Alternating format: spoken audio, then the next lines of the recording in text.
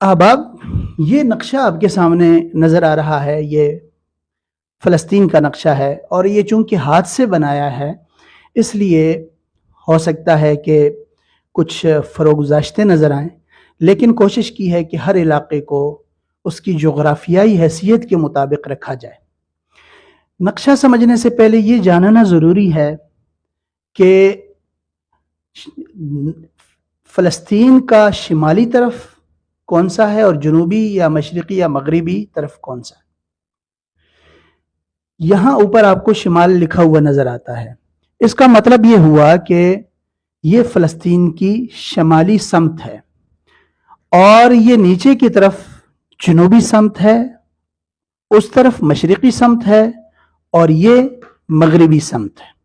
शिमाल, जनूब, मशरिक़ और मगरिब। अब ये देखिएगा कि फ़लस्तीन के साथ साथ कौन कौन से खित्ते वाक़े हैं। अगर हम इस तरफ देखें मशरिक़ की तरफ तो हमें उर्दन लिखा हुआ नज़र आता है और शिमाल मशरिक़ में हमें शाम लिखा हुआ नज़र आता है। तो इसका मतलब ये हुआ कि शिमाल मशरिक़ में शाम वाक़ है। शिमाल में लबनान लिखा हुआ नज़र आता है। इसका मतलब ये हुआ कि फ़लस्तीन के शिमाल में लबनान वाक़ है और इसराइल और फ़लस्तीन के जनूबी समत में हमें मिस्र लिखा हुआ नज़र आता है। तो इसका मतलब ये हुआ कि फ़लस्तीन के जनूब में मिस्र वाक़ है। मगरबी तरफ में बुहिरा रूम वाक़ है। बुहिरा रूम को बुहिरा मुतवस्सित या बुहिरा अबियज़ भी कहा जाता है।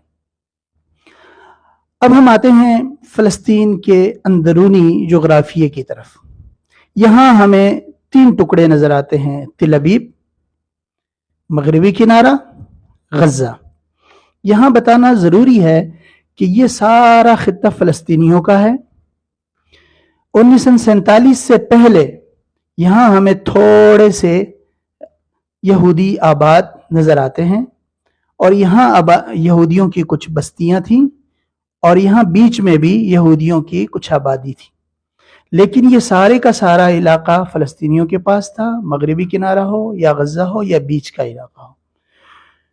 1948 में जब इसराइल के क़ियाम का ऐलान हुआ तो उसके बाद एक जंग छिड़ गई थी जिसे अरब इसराइल जंग कहा जाता है और उसके नतीजे में इसराइल ने इस बीच के इलाके पे भी कब्ज़ा कर लिया था और ये तमाम का तमाम खित्ता शिमाल में, यहाँ बीच में मगरबी किनारा और गज़ा के, और इसी तरह जनूब का ये जितना खित्ता है ये सब का सब इसराइल ने हथिया लिया था और उसके बाद मगरबी किनारा और गज़ा फ़लस्तीनियों के पास रह गया था।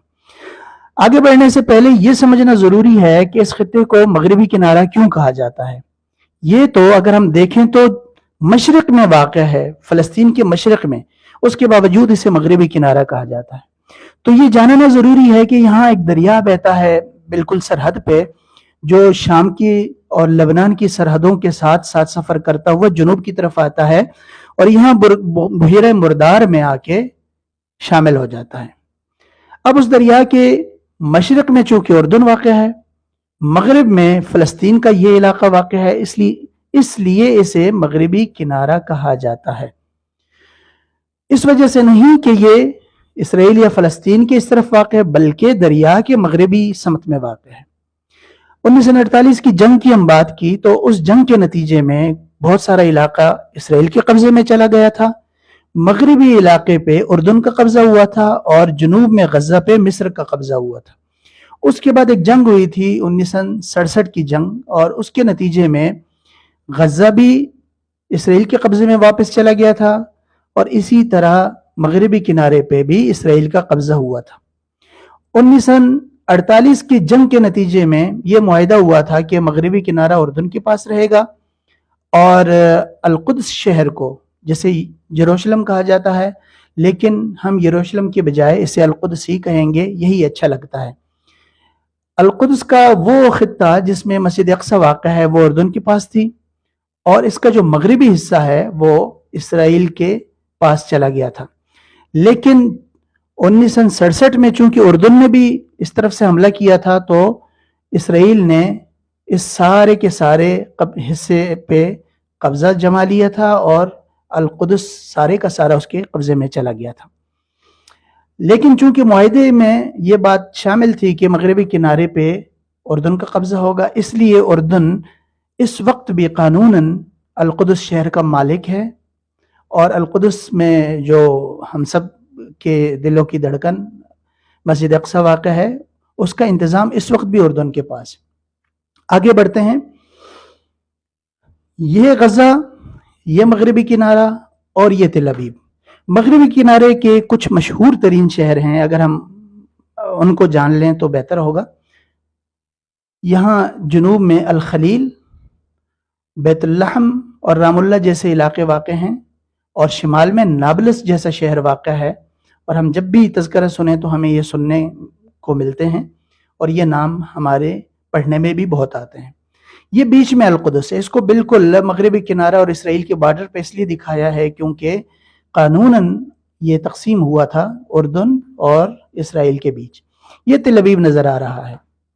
غزہ سے تل ابیب کا فاصلہ بہت تھوڑا ہے۔ اس کی وجہ یہ ہے کہ خود فلسطین بہت چھوٹی سی ریاست ہے، لیکن چونکہ اب یہ تقسیم ہو چکی ہے تو اسرائیل کا بھی نام سننے میں آتا ہے، فلسطین کا نام بھی سننے میں آتا ہے، لیکن بنیادی طور پر یہ ایک بہت چھوٹا سا خطہ ہے۔ غزہ سے تل ابیب کا فاصلہ تقریباً 71 کلومیٹر بنتا ہے، اور غزہ سے القدس کا فاصلہ تقریباً 69 کلومیٹر بنتا ہے۔ تو آپ اس سے اندازہ لگا لیجئے کہ جتنے خطے ہیں، سننے میں ایسا آتا ہے کہ شاید بہت دور دور واقع ہیں، لیکن ایسا نہیں ہے، یہ سب ایک دوسرے کے بہت قریب، یعنی کہ 1 گھنٹے کی ڈرائیو پہ واقع ہیں۔ آگے بڑھتے ہیں۔ غزہ کو اگر ہم دیکھیں تو اس کے بھی 5 حصے ہیں۔ غزہ سننے میں ایسا آتا ہے جیسے کہ یہ ایک شہر ہو، لیکن ایک شہر نہیں ہے، یہ ایک قطع ہے اور ایک بڑی ساری پٹی ہے جو شمال سے جنوب کی طرف پھیلی ہوئی ہے، اور اس کی لمبائی 40 کلومیٹر ہے اور اس کی چوڑائی 10 کلومیٹر ہے۔ یہاں پہ شمال کی طرف کا جو غزہ کا علاقہ اس کو شمالی حصہ کہا جاتا ہے، یا غزہ کا شمالی شہر کہا جاتا ہے، اور اس سے نیچے کی طرف اگر ہم آئیں تو غزہ سٹی کا علاقہ آتا ہے یہاں پہ، اور اس سے بھی اگر ہم نیچے آئیں تو ہمیں دیر البلح کا علاقہ یہاں بیچ میں نظر آئے گا۔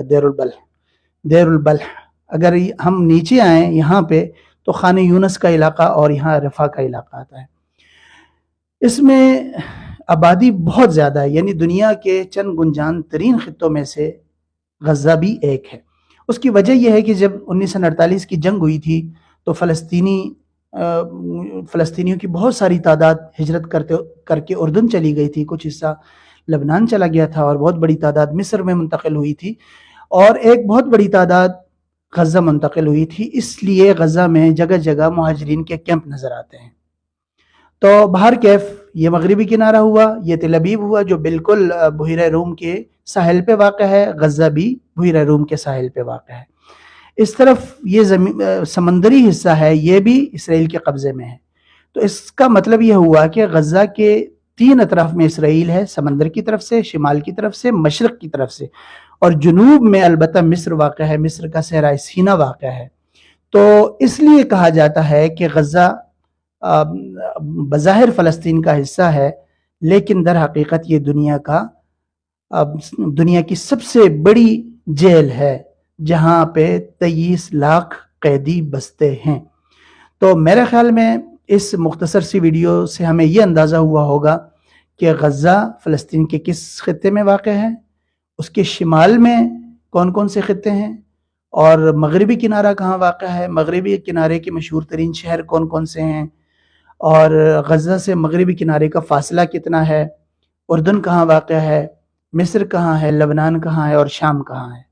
ہم اسی پہ اپنی گفتگو کا اختتام کرتے ہیں۔ والسلام۔